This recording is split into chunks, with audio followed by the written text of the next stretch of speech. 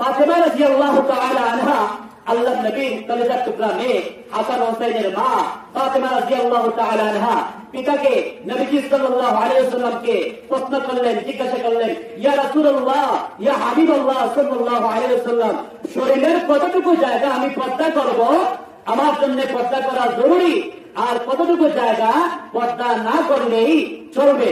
রাসূল সাল্লাল্লাহু আলাইহি ওয়াসাল্লাম বলেন, মা, যেই জায়গা জাহান্নামে গেলে, জাহান্নামের আগুন জ্বললে, জাহান্নামে গেলে তোমার কষ্ট হবে না, এই জায়গা তুমি পর্দা না করলেই চলবে।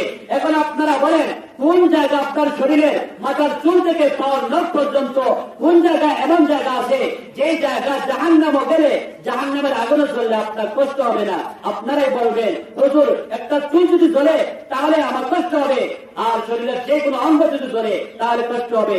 আমি বলবো, তাহলে আপনার মাথার চুল থেকে পাওয়ার নখ পর্যন্ত, পাওয়ার পাতা পর্যন্ত পর্দা করতে হবে।